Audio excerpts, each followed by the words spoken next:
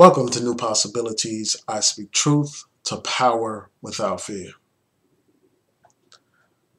So earlier today, I was doing a live stream about this Oprah Winfrey speech and, her running for president. And before I could even really get started, YouTube decided to stop the live stream. Apparently, they did so because I was using footage from the Golden Globes. And apparently that footage is blocked globally. So anytime somebody tries to use it, it gets blocked on YouTube for copyright infringement. I personally do not believe that I was violating copyright rules because it was a part of fair use. But anyway, YouTube shut down the live stream. So I apologize to those people who were a part of that live stream. There was a lively discussion in the chat room, and I wish I could have been able to engage. But instead, I'm going to just have to do this video right now, and I hope people can bear with me. So in this video, I'm going to summarize Oprah Winfrey's speech and provide my thoughts about the speech. And also, I'm going to talk about the speculation that Oprah Winfrey will run for president in 2020.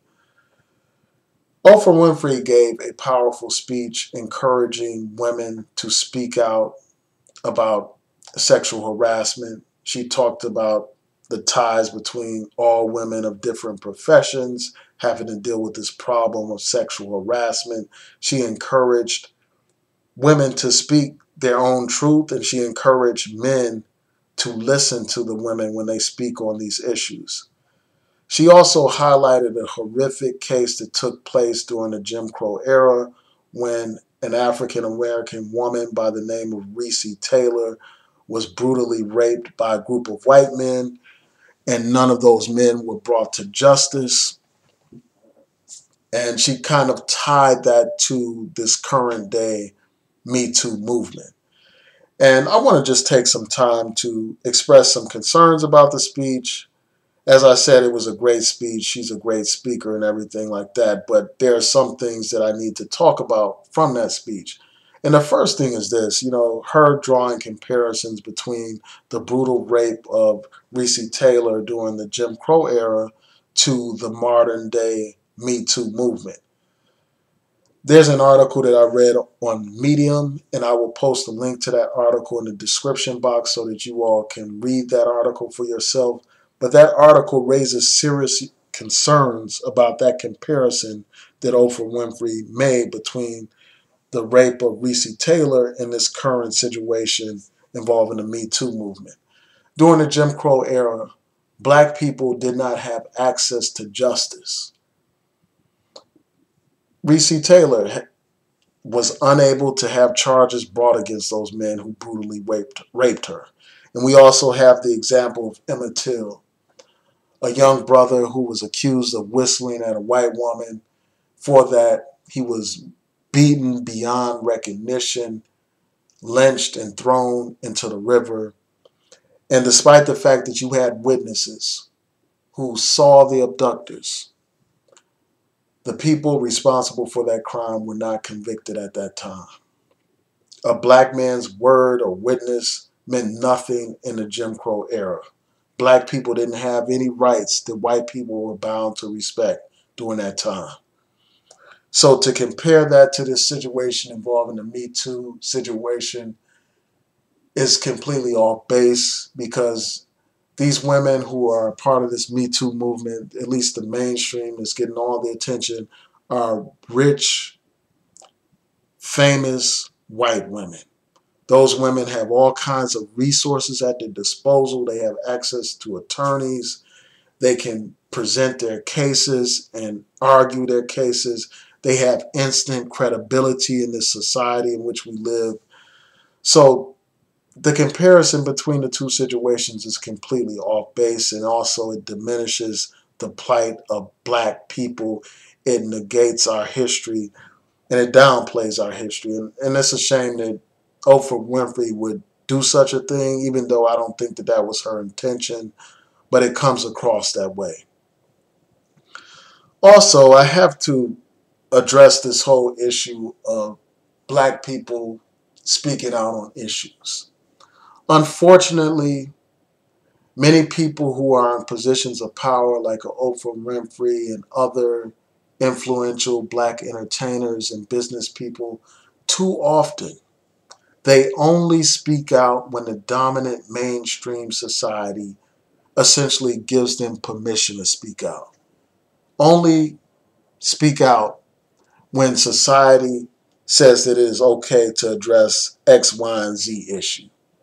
So now we live in an environment now where it's acceptable for people to speak on this Me Too movement, to speak on sexual harassment. So now you have black entertainers speaking out on this issue, and rightfully so. People should speak out about sexual harassment and abuse of women. And also you have other examples like the LGBT movement, you have the immigration issue. People have allowed those issues to become mainstream. Those issues are now mainstream. The dominant society supports dialogue on those issues. So now people have a license to speak on those issues. So you will have someone like a Oprah Winfrey speak out on the Me Too movement. But my question is this: where are these people when it comes to black issues? Where are these people when it comes to police brutality?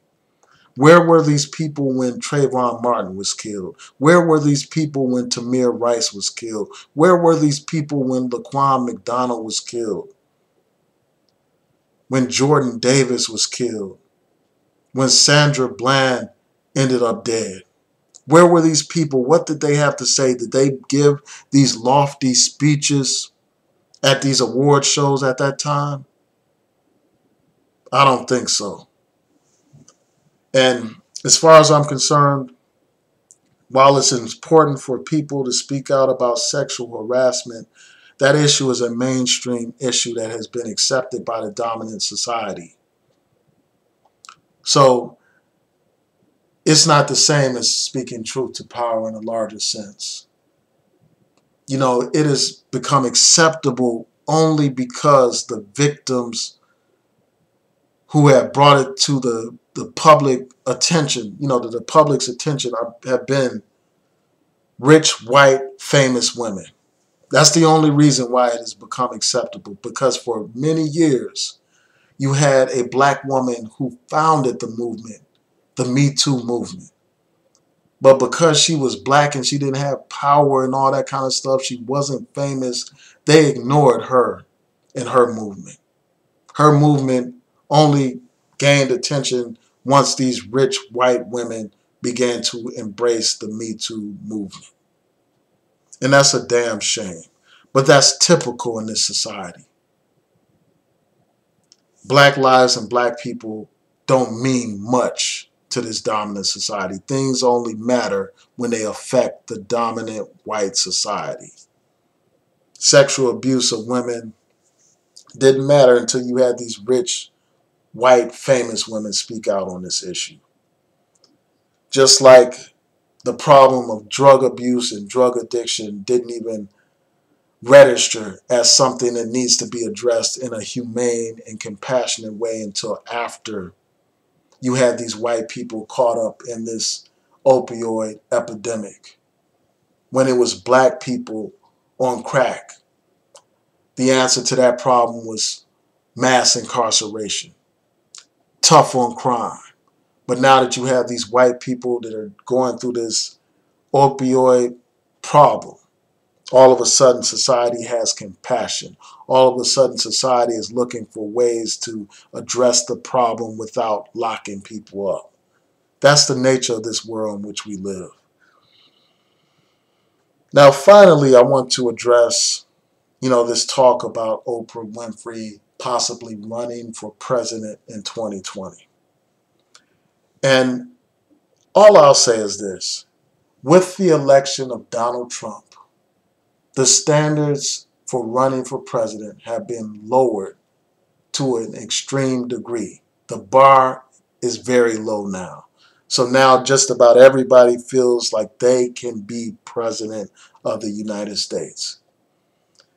And what I think is this: Giving a powerful, moving speech is not enough for someone to be president of the United States.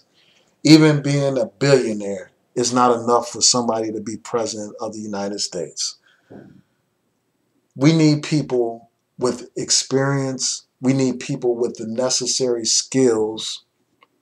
We need people with legislative experience, people with executive governmental experience. We need people that have a track record of supporting progressive laws and enacting those laws.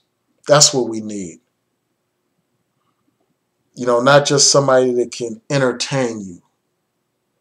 Running for president should not just be a popularity contest where it's all about how famous somebody is. The American people deserve better than that. Much better. So, those are my thoughts about that. I don't think that Oprah Winfrey is qualified to be president, and I damn sure don't think Donald Trump is qualified to be president. If Oprah Winfrey runs for the presidency, I can't support her. I won't support her. We need people in that position who know what they're doing, people that have the experience.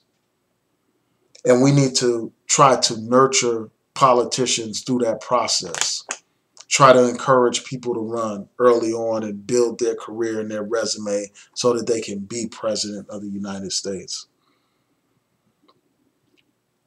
So often what happens is you have some white people who get inspired when they hear some Negro give a speech and they feel like this person deserves to be president. Just like it was when Obama gave that speech to the Democratic National Convention, talking about there is no black America, no white America, no red states and blue states, only the United States of America, and all that rhetoric. But we see what happened with that rhetoric. Although there are things that I support and respect about President Obama, we see that that speech was nothing but hot air. We see that that speech was nothing but pipe dreams. Because when that brother got elected, what happened? He had to deal with a partisan environment, even though he talked about a post-partisan America. He had to deal with Republicans who were hell-bent on doing everything that they could to undermine him. He had to deal with racists.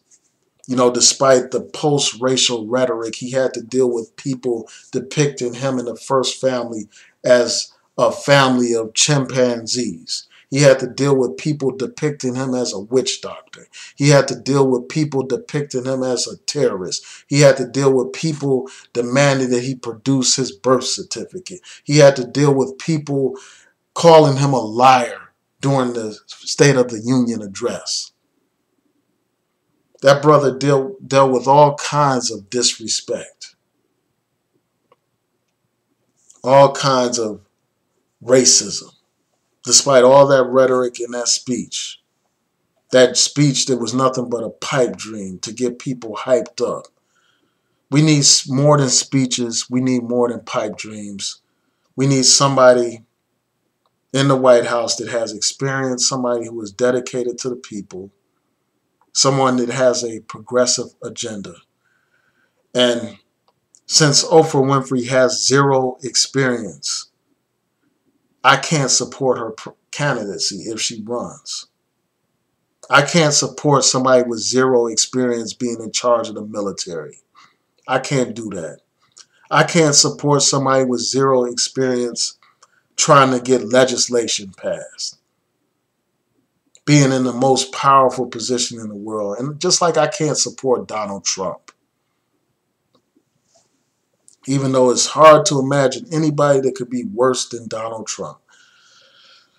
But anyway, those are my thoughts. Tell me what you think. Please rate, comment, and subscribe. Peace.